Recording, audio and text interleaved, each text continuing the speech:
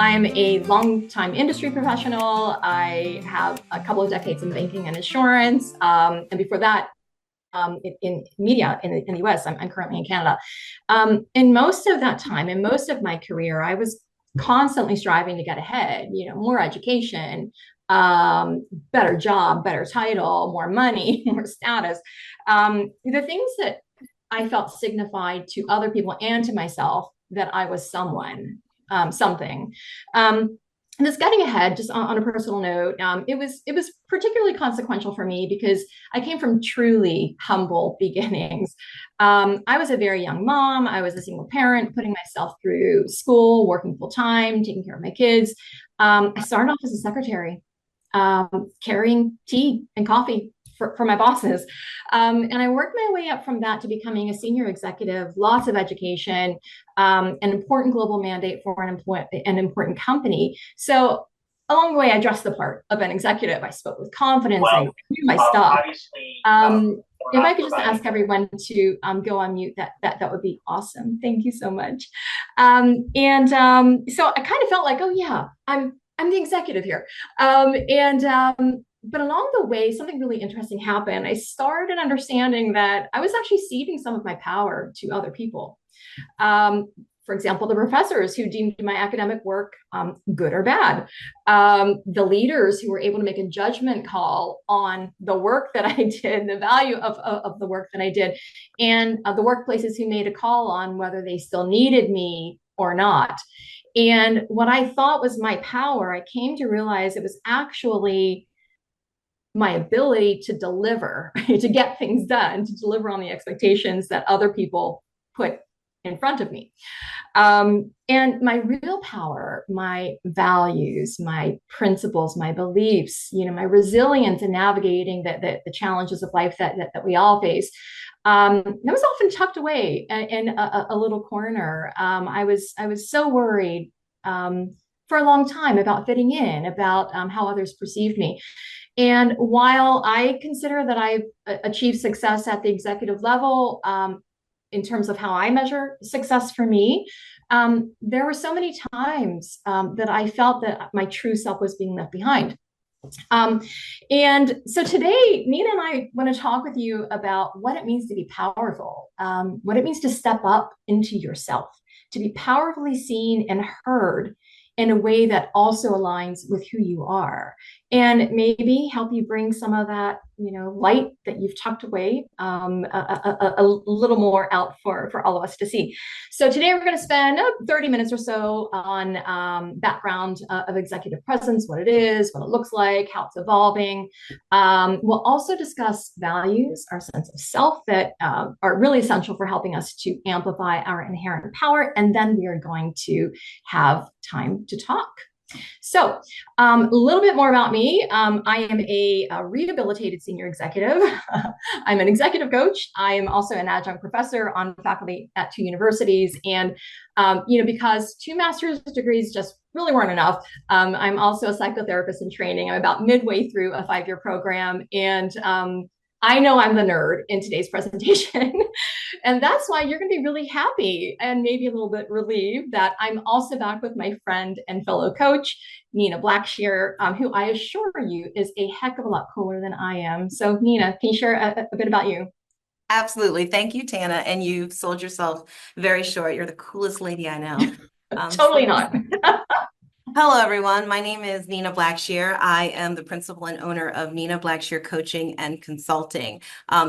Many of you actually may know me as a senior in-house counsel or perhaps as a board member for the Association of Corporate Counsel here in the greater Philadelphia area. I am still currently a practicing attorney, but today I am wearing a different hat. So I'm a certified executive coach, just like Tana, and I have a business that I run, a fully disclosed business, just so we're clear for a room full of lawyers. I have a fully disclosed business that I run on the side where I offer executive coaching, consulting, keynote speaking, and workshops and webinars just like this one. So we're very excited to be here with you today. Just a little bit about my practice. I say that my love language is helping others to discover their own power. And so my practice is really devoted to helping people to overcome limiting beliefs, particularly women, people who bring other elements of diversity to the table so that they can really achieve outrageous success for themselves, for their teams, and for their organizations.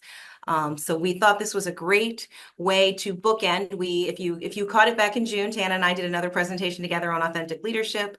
And so we thought coming back and talking again about executive presence would be a natural follow-on. So we're just very excited to speak with you today. And yeah, I'll turn it back over to Tana. Thanks, Nina. I have to say that coach hat looks really good on you. Thank you.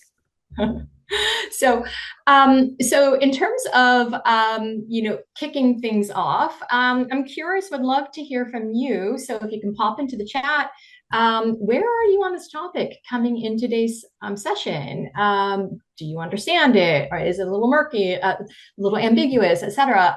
Would love to see some of your thoughts. You can use a scale of 1, strongly disagree, all the way up to 5, strongly agree, and in the middle as well. And Nina, while we wait to hear from folks, like you and I are both executive coaches, so I feel really silly asking this question of you, but I'm curious, do you maybe want to share a little bit how your understanding of executive presence has evolved and continues to evolve? And while you do that, I'm gonna take a peek at what people are telling us. Yeah, I mean, it's interesting. I think that what I've come to understand over the years is that it's a fluid concept, right? It's not fixed, it's not static. So feeling like, oh, I know exactly what executive presence is, and it's this one thing, and it never changes and it doesn't shift from person to person or from dynamic to dynamic or environment to environment, is sort of a narrow way to view it. I think if I said, do I understand executive presence? Yes, 5. But do I think that that can mean different things to different people? Yes, 5. So I think that's where the evolution is for me, and that's also where I hope. Can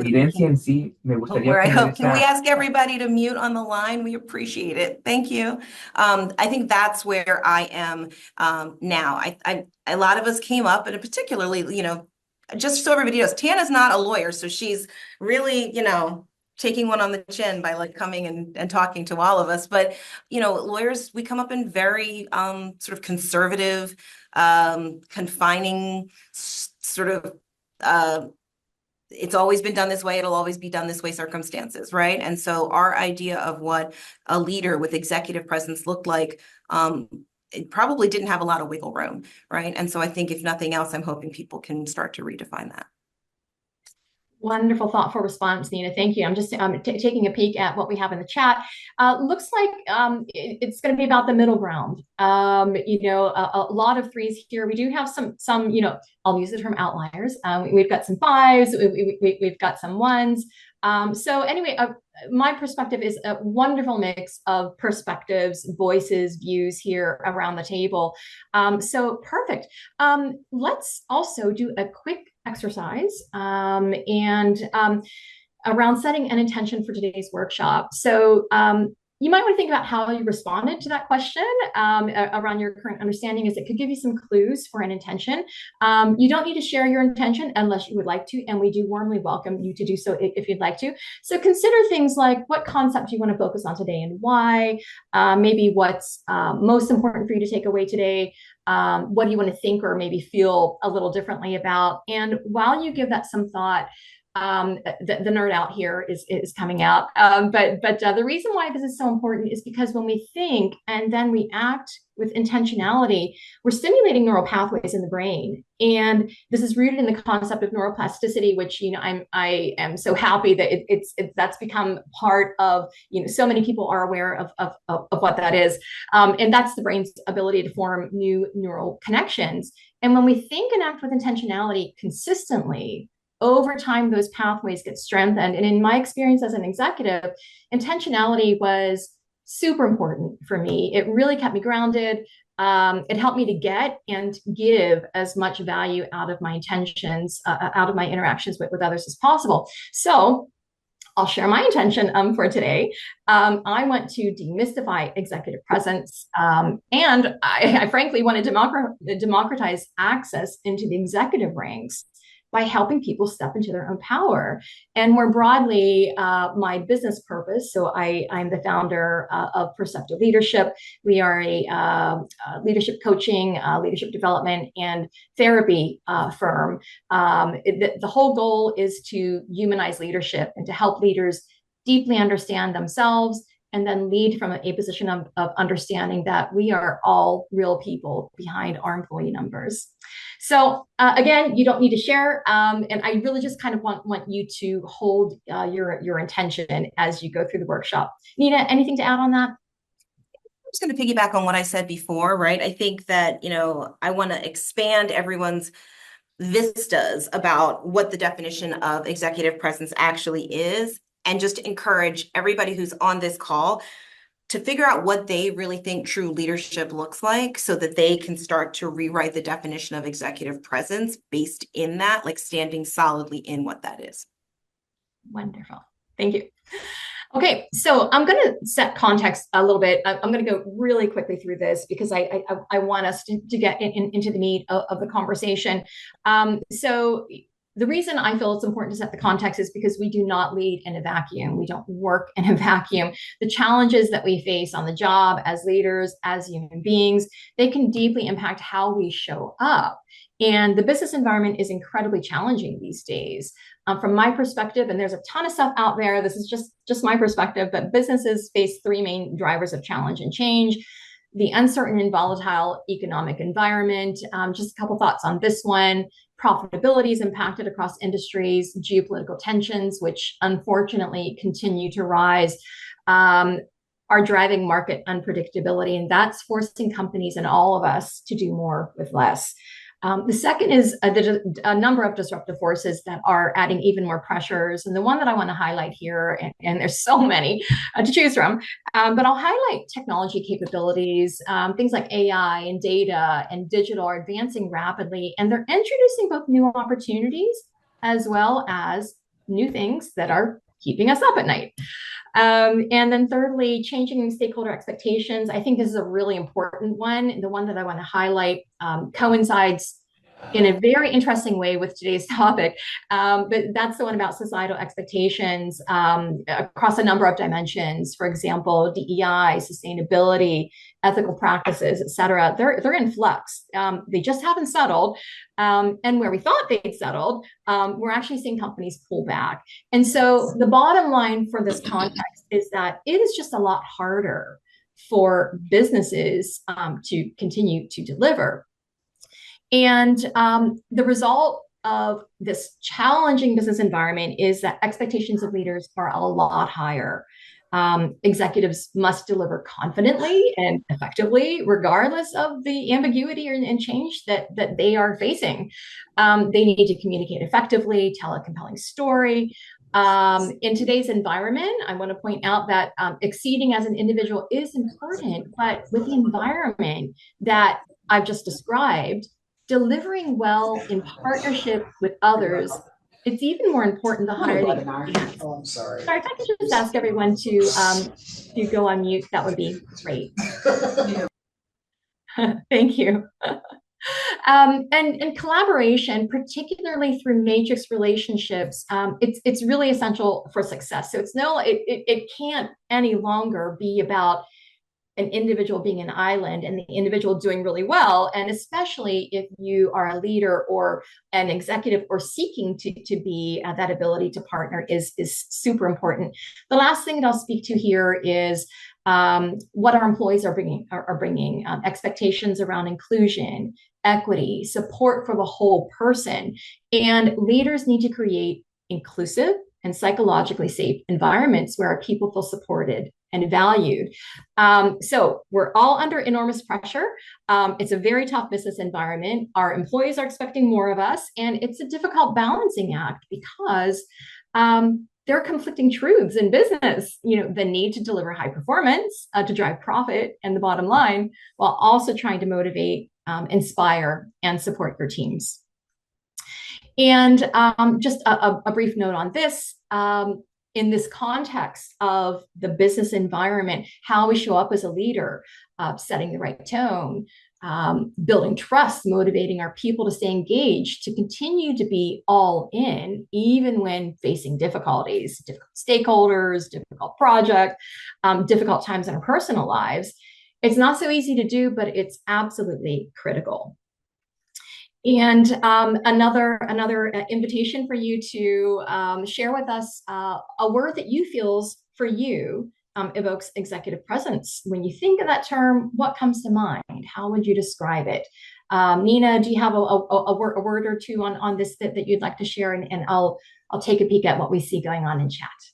Yeah, so for me, confidence is a good one. I like warmth and approachability, right? And again, so I'm giving away my secrets, right? But that I do think that we don't have to adhere to sort of what it's always looked like, right? And so those may not be words that other people choose, and that's okay. That doesn't mean that I have it all figured out, even though I might have it all figured out. But it's more about, that's what I've decided, right? And that's how I want to show up. That's what I gravitate toward and respect. And I actually think that that's a great point, that there's, a room for a diversity and sort of a spectrum of how you show up with executive presence that's going to resonate with different segments of the population within an organization. Yeah, really interesting comment. We'll talk a little bit about that. Thanks, Nina. And I'm looking, we've got a lot of great participation here. Respect, confidence, authentic. I'm seeing a lot of confidence. I am seeing a couple of authenticity, a little bit about personal brand, picking up on your points, compassion and integrity, that empathy. Those are all jumping out. So with that, Nina, I'm going to pass the baton over to you, and yeah, you can take us forward. All right, perfect. So okay, there's okay. So, what is executive presence? And so we're going to look at it first in terms of sort of what, quote unquote, some experts have sort of identified based on research. And then we're going to dig into sort of some of what we think that it looks like. So the reality is, as we've said, it is a highly subjective concept, and it has been to some extent very ambiguous over the years, and maybe sometimes we felt intentionally ambiguous, right? And in a way that it excludes certain people. But it's also evolving very dramatically because, as I've said in other presentations, time marches on inexorably. New generations want new things, right? You can't put a stopper in that. It continues. So let's dig in a little bit here. So there have been, as I said, numerous studies done to try to define what is executive presence. And in 2014, Sylvia Ann Hewlett published the book Executive Presence: The Missing Link Between Merit and Success. And she was interested in defining executive presence once and for all, if that is indeed possible. Her study involved surveying and interviewing a couple hundred senior executives, and it kind of boiled down to three attributes that they attributed to strong executive presence. So we've got communication, appearance, and gravitas. And that's what they came up with. So how you show up when you're talking, how you sort of physically present, and then the sort of the perceived weight of your presence, which I think is the most amorphous of these concepts. Next slide. Then there was a much smaller study that was done by Perspex Consulting, and it differentiated with executive presence between executive presence upon initial impact and then impact over a repeated number of contacts with an individual. And so during that sort of the first time you meet, first impression of somebody, during that initial contact, their study found that there were 5 executive presence characteristics that were observable. So appearance, again, that was physical appearance, the way that you communicate, your ability to communicate, your confidence, your status and reputation, which I think is very similar here to the gravitas concept that was introduced in the previous study, and then also your interpersonal engagement skills. Next slide. So for repeated contacts out of that same study, 5 additional sort of presence attributes emerged, right? And so there's a real difference between points in time. So between just an initial first impression and then over time, what people really perceived as executive presence, not just a snapshot. And you can see here on this list, these attributes are a lot deeper. They're more intrinsic in comparison to some of the more outward facing characteristics that we saw in the previous list around initial contact. So you see here, it's about demonstrated integrity. It's about seeing people's values in action, which is not something you would see on an initial contact with somebody. It's only over time that you're going to see, does the walk match the talk, right?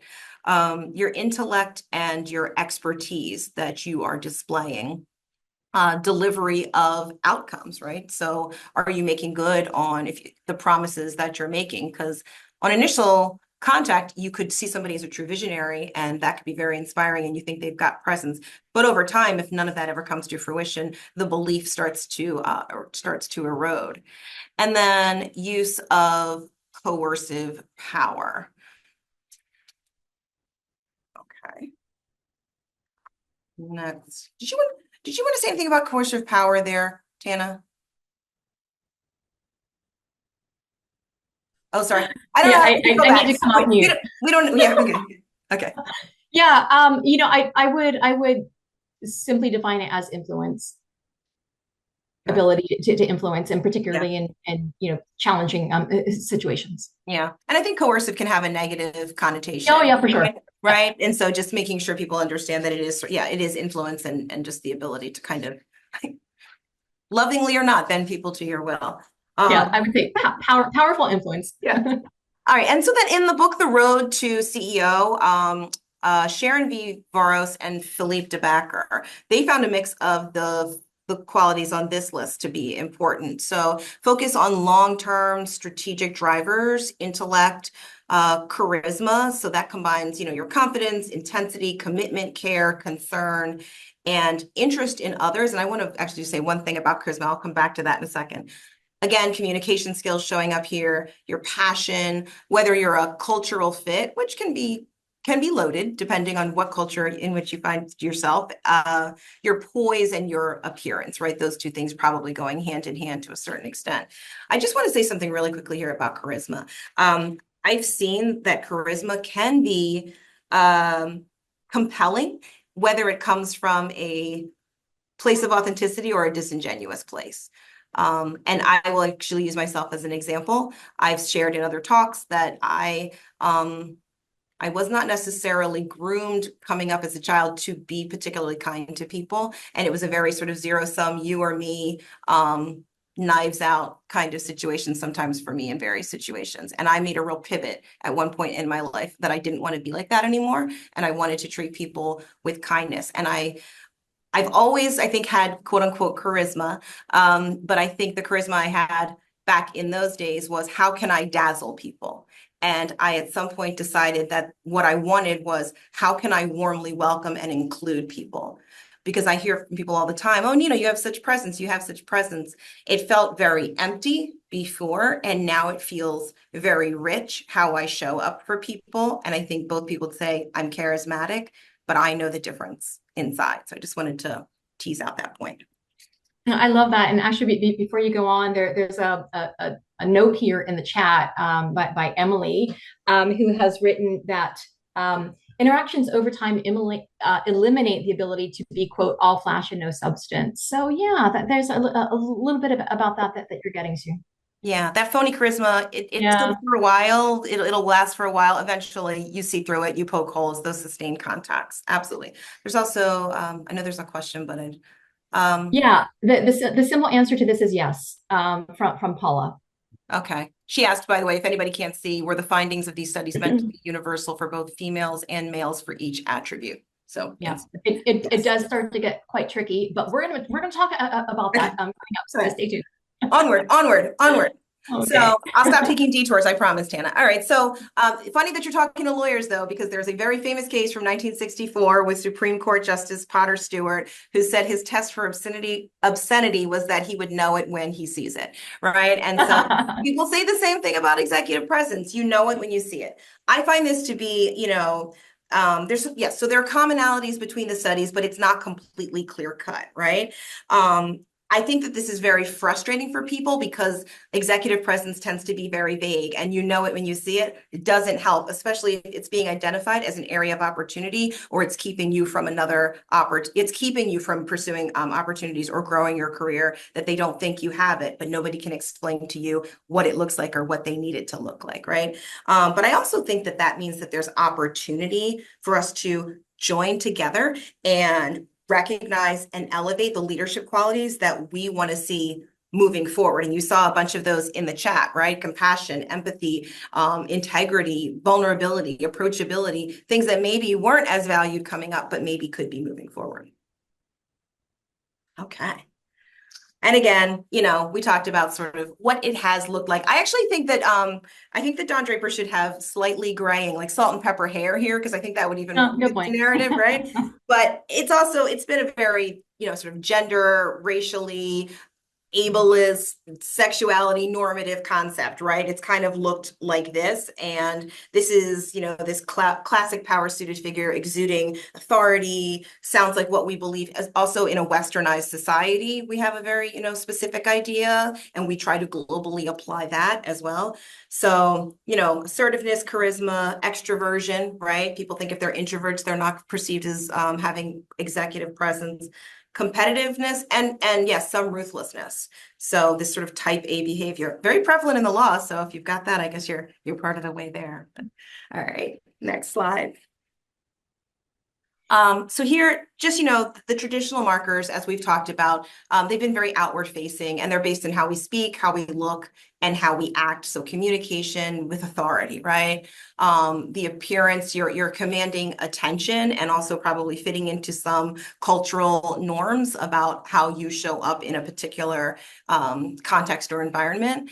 And just seeing, here the Venn diagram of how you see yourself and how others see you, sort of that overlap is really what your personal brand is, right? Because it's, internally how you feel, but externally how you present. And then gravitas, we talked about this sort of like the dignity, the seriousness, the substance, like people assigning weight to you being there in the room or you opening your mouth and having something to say. And this is actually, based on the studies, the most important factor, more than communication or appearance. And it's important to radiate credibility and composure. But again, I would argue there's a lot of different ways to do that. Okay. And then no presentation that I'm involved in would be complete without acknowledging that this is not as easy for everybody to start to make shifts or change or even fit. If you want to fit sort of the old norm of what executive presence is, it's not similarly easy for everybody. We're not all similarly situated, right? There's a lot of gender bias that feeds into how executive presence is perceived. And as Tana put here, particularly for equity-seeking populations, whatever that looks like. There's a lot of holdover stereotypes, right? So we have to think about what's traditionally been valued and respected, what biases are at play there, what fears are at play there. Neurodivergence, is an area that continues to emerge in terms of how people are perceived, in terms of the value that they bring, or whether they're presenting in a way that, gives that executive presence aura. And then there's this likability factor, which is like, here's the thing. If the respect around difference is not there, first of all, it's very hard to get to likability, right? If you don't basically respect me, I don't know how much you're going to like me in a way that's going to help to grow my career. The other side of that is sometimes you're liked too much, but you're liked in a way that doesn't professionally develop you. You're liked in a way that says, oh, we really like Nina. She should plan all the office surprise parties, right? Mm-hmm. And so you end up with sort of the administrative housework at your job because people really like you. But the respect and seeing you and what you have to offer as worthy of, growing your career and professionally developing you just isn't there. So we just wanted to make sure we acknowledge that. And then, as we've said, the concept of executive presence is evolving. Tana talked about a lot of the changes in the business world. some modern shifts in thinking around multiculturalism, however you define that. I mean, the shifts are there. Whether or not they're respected everywhere is another story. Changes in employee expectations, and although Tana didn't call this out, generational expectations of leaders is huge. We could do a whole webinar on the generational differences and their expectations around executive presence, authentic leadership. It would be a very rich discussion. You should pop it in the chat if you're interested. Maybe we'll do another webinar. And then, just sort of current trends in leadership. We've seen some of these shifts to being more authentic, to being more approachable, to being vulnerable. You're not this sort of infallible leader. Oh, look, they're already interested, Tana. Yeah, we've got some takers. Right. And so I think that the concept of executive presence can't stay stuck in the past while all of this other stuff is shifting and moving. So turning it back over to you, Tana. Wonderful. Thank you so much, Nina.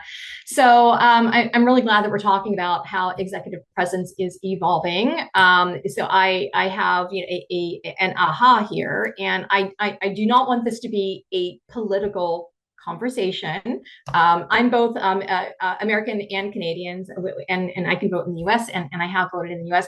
But I was really struck by how, as opposed to when Hillary Clinton was running, a couple times ago, it feels like an historic moment, a woman being perceived and okay, as being perceived as strong and capable of leading on a national scale and really exemplifying what it means to hold immense power. And it really feels like I'm seeing a bit of a shift in terms of societal, attitudes, preferences, etc. And again, this is not a political comment whatsoever, but it feels like there is less resistance to the idea that a woman can also be powerful. And that maybe gets to Emily's, I think maybe it was Emily's, or no, Paula's question around females versus males, and anyway, I do think that there's a shift. And this shift really resonates with how perceptive leadership defines executive presence, which you see here. It's the dynamic embodiment of your authentic leadership values, your purpose, your attributes and behaviors. And it's all about positioning you to influence and inspire and drive positive outcomes in that very complicated business environment that we were looking at earlier. The word that I want to call out here a little bit more is dynamic. And Nina, that gets to the point that you were making around, like what works in one area, or business or function may need to look a little differently, different expectations.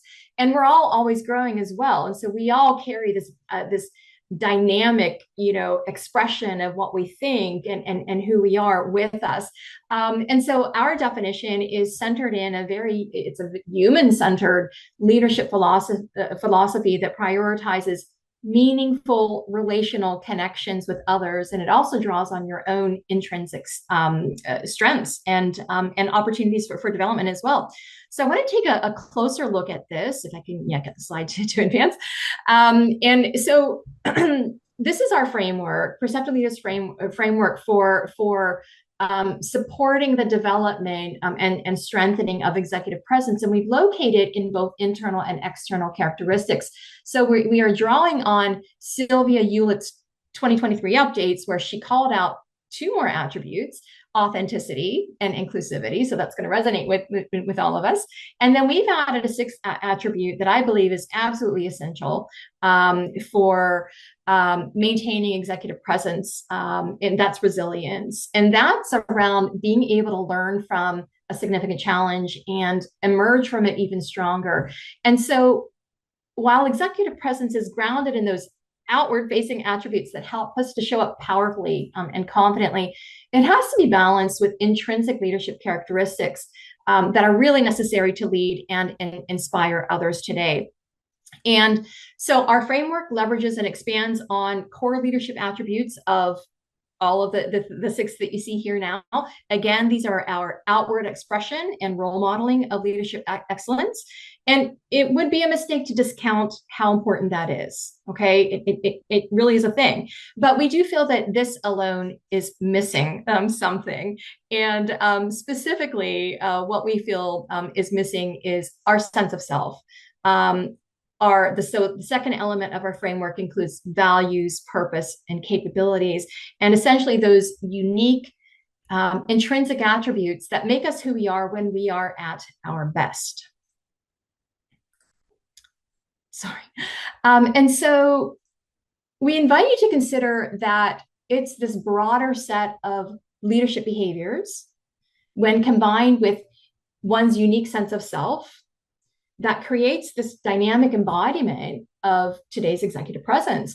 And we believe that ultimately these core leadership behaviors, along with our unique beliefs and our sense of self, they not only inspire trust and foster inclusion in interacting, but that's what enable us to access and amplify our power. So I'll put this another way. The unique mix of who we are at our core, what we believe in, what we value, what's important to us, and the person that we aspire to be, plus those core leadership strengths that help us to role model for others, transforming these together into what we give into the world, that's our inherent power. We do also acknowledge the reality of the context of our business environment. We work, we lead, we collaborate in a business, all of which hold their own unique established cultures and values. And effective leaders are able to work within the parameters of their business culture while maintaining their sense of self, okay? And also creating opportunities to strengthen and enhance the organization's culture more broadly and values to be able to drive greater inclusion and empowerment. So we're just going to drill into a couple of these, into the values component of the sense of self. Just for time purposes, I'm checking time. We're pretty good. If you're interested in digging into purpose and executive brand and aligning capabilities and behaviors, we've got you covered. We'll talk about this at the end as well. So a little bit about this, if you were at our June webinar that Nina had mentioned on authentic leadership, we talked a little bit about sense of self as a fundamental pillar for great leadership. I just wanted to touch very briefly on this because it's essential to executive presence just as much as our outward behaviors are. And in fact, our position is that it's our sense of self that actually makes the difference. So I'm not going to cover this off in any more detail about that, other than saying the big deal about sense of self is we bring our whole selves to work. It's not just our best parts, and so does everyone else around us. And I think that most of us try to compartmentalize and think that we're probably pretty good at it, but make no mistake about it, every day we are bringing our very real selves, our needs, our experiences, our fears, our genetics, our perspectives through the office door. And so the sense of self, how we think and feel about ourselves intrinsically as a human, is the first, and in my opinion, the most important arbiter for how we show up as leaders and executives. And with that, I'm going to turn things over to Nina to talk about this a bit more. Thank you, Tana. So, the sense of self. So as Tana said, we talked about this a little bit in our previous webinar. And so, the sense of self includes values, it includes purpose and capabilities. And we don't have time to dig into all of that, but we wanted to just kind of give you a little bit of a taste and do a little bit of a deeper dive here in values. So we're also going to look more closely at leadership behaviors and then take some questions and also get a sneak peek at a tool that Tana has put together. It's very exciting, and just talk a little bit about the insights that can reveal. So, values are our guideposts. I think Tana just said that, they reflect who we are at our deepest core. They're the guideposts for the path we will follow, sort of your North Star, if you will, or several North Stars, right? And we honor those values by behaving and making decisions fully in concert with them, right? And so we live, we work in alignment with who we are, and that's regardless of external factors. It's regardless of looking cool. It's regardless of, wanting to be accepted. It's regardless of what promotion we're, constantly striving for. So many of us find ourselves in a striving posture all the time, right? Your values remain rock solid. And in this way, life is meaningful and fulfilling. And I would add that part of the reason that it's fulfilling is because you are in alignment with who you truly are at your core, right? And if we talked in our previous webinar about doing the work necessary to make sure that you have that alignment. If you don't still have it, to figure out how to get it back. You might have to take some steps back and figure out where you put some things down along the path that you'd like to pick back up. And whether that's working, with a coach like me or like Tana, or it's your friends or family, a mentor, your personal quote unquote, board of directors. It's identifying what's really important to you. And are you currently aligned with those North Stars, right? Are you still, does the talk still match the walk and the walk still match the talk? I always get it backwards. If there's misalignment, I'm just telling you now, like you're cheating yourself of the opportunity to show up authentically. And that is one of the big keys to showing up with executive presence. Next slide. So again, being grounded in your values, it's critical for rising above the daily challenges, which helps with also the consistency and integrity that we saw people, pop into the chat in terms of how you show up every day. And it helps you to understand, what do you seek to achieve as a leader? It helps you to act with intentionality. And when you say understand what you seek to achieve as a leader, sometimes that involves unpacking what you've inherited in terms of what you think leadership looks like and deciding, does that still work for you, right? And tied to that with the acting with intentionality, you're not just saying, well, this is how it's always been, so this is how it should always be, right? What got you here may not get you there, right? In terms of you as an individual, in terms of leading a team or being a leader in an organization. Being aware and mindful of who we are. And that means the wonderful, that means the flawed, that means the biased, that means the knowing and the unknowing, right? Understanding we contain multitudes and not all of them are amazing. And that's true of every single one of us. And then bringing the best of who we are into what we do. Everybody knows that I love to talk ad nauseum about imposter syndrome. I will not bore you here about too much of that, but that misalignment can come from the imposter syndrome, right? A fear of not belonging, not being accepted, or being found out as a fraud and shown the door, wherever that fear comes from, right? That can lead us to make little compromises along the way, engage in little mistruths or misrepresentations because we just want to fit in. And then it means we swallow these little mistruths and misrepresentations, we might become unrecognizable down the road, right? Many people find themselves in a skin they don't recognize. But you can get back, but understand that if you get to that place, you are ultimately operating from a place of it's a weakened state, right? That doesn't set you up to be a great leader, and it certainly doesn't set you up to be showing up with executive presence. All right, next slide, Dana. Oh, perfect. Yeah. So Perceptive Leadership has developed a specialized program for executive presence, and it helps our clients to deeply understand themselves, both from the aspects of leadership behaviors as well as sense of self.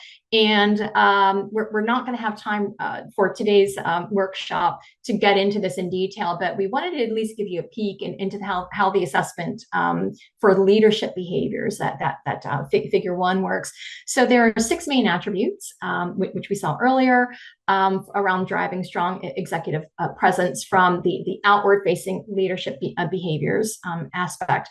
And for each of these 6 attributes, there are 3 pretty brief questions. They are designed to help you discover specific areas where you're strong, where maybe you're not, where you'd like to be. And it also considers the reality of our workplace that I had talked about, where there's culture, there's norms that we need to absolutely consider. And it also helps you to think about what it looks like in practice and then take some action. So, I'm just keeping an eye on the time. We've got about 15 or so minutes left. Maybe we'll just spend a couple minutes on aha moments, and then we'll move to close and then take questions. But I know that you've had some recent experience with this tool, and I would love to. Maybe you can share one aha moment with us. Yeah, so Tana actually asked me to take the assessment and we were going to talk through my results. And as I was reading it, I was like, oh, I'm actually rating myself a 5 for all these things. And that might not be super helpful for all the people on the call. So, we're all at different places in our journey. It's fine. So I actually reached out to a friend of mine. I asked her if I could walk her through the assessment and she would answer some of the questions because I knew that, this is a place where she's had some struggles in the past.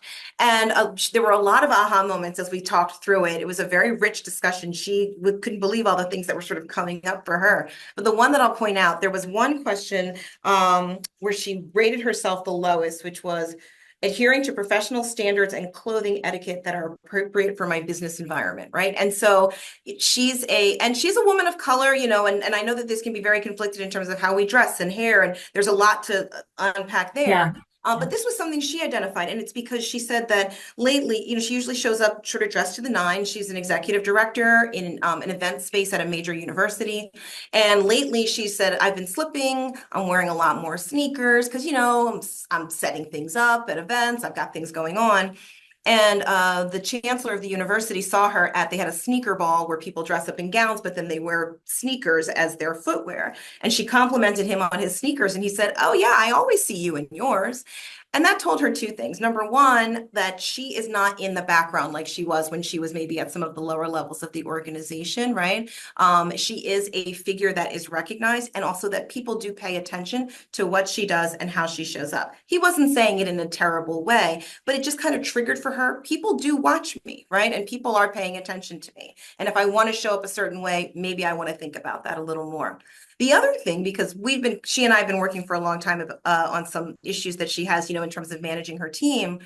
I said to her, well, if you're wearing sneakers more and more because you're saying, oh, but I had to set up and this, that, and the other, she realized that actually stemmed from a challenge she has with delegating things to her team. She's the executive director and she's like the chief events person at a major university. There's no way she should be showing up unless it's a real emergency and having to put on sneakers on a regular basis and like set up folding chairs, right? But she has a very hard time delegating, and her inclination is just to jump in and help, as opposed to saying that's actually somebody else's role who's not stepping up and I need to hold them accountable. So she actually had a lot of ahas just from that one question. So it's a great Love it. tool and really cool to work through. Love it. A wonderful insight, Nina. I have chills. Okay, thanks for sharing. Yep. So, listen, we're gonna wrap things up in the next couple of slides. So, in our full program for executive presence, we also talk about power, and that can be a really complicated dynamic for many of us. So, some of us hold fears about stepping into our power. It can resonate with us in uncomfortable ways. Maybe it's worries about showing up as a little too powerful and maybe threatening other people, or we're living out the tropes that our parents or our teachers or managers told us, that we're not good enough, that we're not showing up in the right way, whatever, that there's a problem with who we are. And I want to remind us all, okay, that executive presence and growing that, it's not so much a thing, that comes alive by checking boxes. The tool that we have it's a tool. It's a facilitator of insights. And the value in a tool like that is that they really help to give guideposts for us, give us things to consider. But true executive presence is not a once and done kind of a thing. It's a state of being. And like any living thing, it is dynamic. It does involve considering how we may want or need to evolve, and continually refining our thought patterns as they develop further. So, for example, what is our experience with power? How do we feel about other powerful people? How do we hold and exemplify power ourselves? What's easy about that? What's hard? And I also wanted to remind us that executive presence is not only about how we show up. I hope that's been really clear in the presentation. It's also about connection. And first and foremost to ourselves, deeply understanding our values, our purpose, our strengths, and our weaknesses. And that's really the end game to strive for. That's really where we hold our power, is our connection with ourselves. Because that sense of self is what informs our behaviors and how we show up with those around us. And when we can show up as fully connected with who we are and aligned with our intent, that's true power. And no one can take that away. So to end on this, a few key takeaways: executive presence is evolving. And this is, yay, opening up more opportunity for more of us to be more fully seen and to want to be seen, to feel less vulnerable about being seen. It is about how we show up, communication, appearance, and authenticity, inclusivity, resilience, and gravitas. But it's perhaps, as I just discussed, and more importantly, about how we think and feel, our sense of self. And with that, we've got a little bit of time. Happy to take a couple of questions, and then Keelan, before we end on this, there's one more slide to go. But invite you all to come on camera, go off mute, speak up if you have a question, or pop it into the chat. And Tana, do you want to advance the slide to the next one just to make sure that people can start to get a preview of the there you go, of your. Yeah.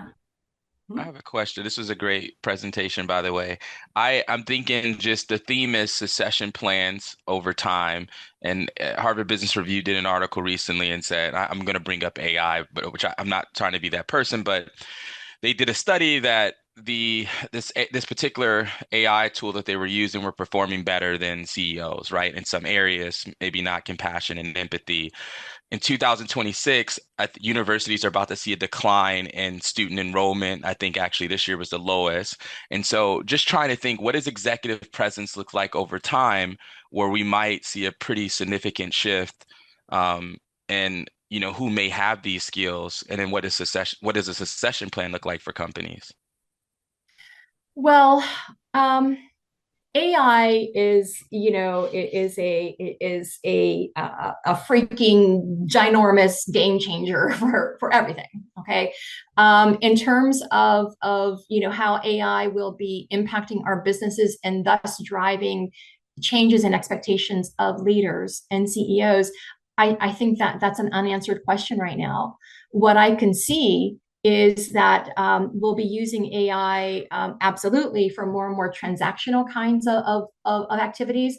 But when it comes to making highly strategic decisions that require highly nuanced perspectives based on not just information that's publicly available, right?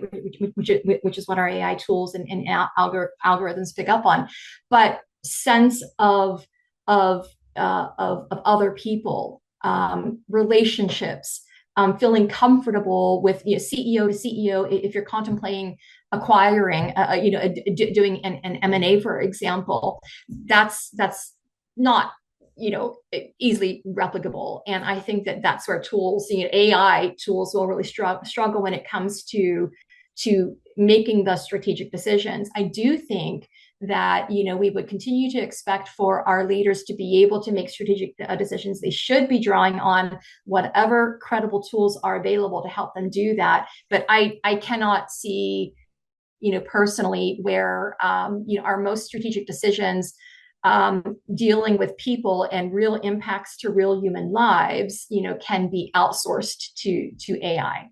But there will obviously be lots of very interesting ways of doing things different and thinking of things differently. Does that help, Jonathan? Yeah, I just wanted to know your thoughts on it. Just kind of picking up on some themes throughout the presentation. It's a wonderful question, and yeah, and it's funny. I'm going to be speaking and moderating a session next week. It's a risk management session, because aside from being an executive coach, my industry experience has for a long time been in risk management. One of the plenary sessions is on AI, and it's a fascinating, amazing topic to dive into. Any more questions? If there's not, I just wanted to add on to what you just said, Tana. So I think that AI, it's interesting. AI, I think, offers an opportunity to display executive presence and show up in a way where you're inspiring people and you're creating a vision that people can follow, right? I think it's hard for AI to do that. AI can be a tool. AI can facilitate that. AI can give you a running start on something. But honestly, I think that the ability to inspire and engage and create a culture and a place where people feel seen and included and like they belong, and to hopefully demonstrate those kinds of executive presence characteristics. I'm not sure how we're ever outsourcing that to a machine. And honestly, if it's a machine who's doing all that, now I'm afraid, and the machines have taken over, and now we're in Terminator, and it's all over. I know. It's what we're Thank doing. So yeah. Well, listen, we are concluding now. Thank you so much. We've got a couple of announcements here. First, I did want to reiterate that we do have an executive presence program, and we are offering ACC members 30% off our program for enhancing executive presence. It's covering things that we weren't able to get in today, and more deeply the things that we did get in today: leadership behaviors, values, purpose, power, and it includes both a virtual training workshop as well as follow-up group coaching. If you'd like details, you can email me. And if you email me before November 30th, that's what's going to help get you that 30% off. Yeah, we're looking at our 2025 cohorts. Nina, I think you also wanted to. You see my QR code here, or you can send an email to nina@ninablackshear.com if you want to schedule a free 30-minute discovery call. If you want to work on executive presence or anything else, let's chat about it and see if we're a good fit. But thank you everybody for joining us today. Really appreciate it. Glad you were here. Yeah, really lovely to have time with you. Yes, and thank you, Tana. All right, Keelan. Thank you so much, Nina and Tana, for an amazing discussion and sharing so candidly and insightfully on a critical topic. Before we close out, I would be remiss if I didn't invite you all to join us for 2 upcoming ACC Foundation events. The first is our Good Lawyers to Great Lawyers Retreat, which is being held November 13th through 15th in Carlsbad, California, which is just outside San Diego. The retreat offers an opportunity for an exciting exchange between leading in-house and outside counsel, business partners, and professionals. It's an intimate 3-day event with focus on strategic professional development delivered by a handpicked group of diverse business leaders, and it provides an unparalleled networking and relationship building opportunity. And speaking of amazing business leaders at the retreat, if you love today's presentation, Nina will be speaking there as well. So come hang out there with her some more. I also have to mention prices are going up on November 1st, so register today. And secondly, the 2025 Cybersecurity Summit is being held March 24th and 25th in Los Angeles, California. This is the premier in-house cybersecurity gathering. And that is surprisingly heavier than you think it is.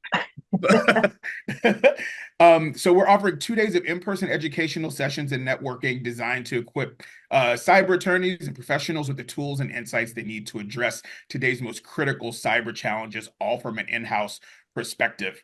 There are QR codes for both programs that have been on your screen, so you can easily get more information and register there, and we hope you can join us. If you have any questions or want to share feedback, contact foundation@acc.com. And that concludes today's webinar. Thank you so much and enjoy the rest of your day. Thanks, everyone. Thanks, everyone. Bye.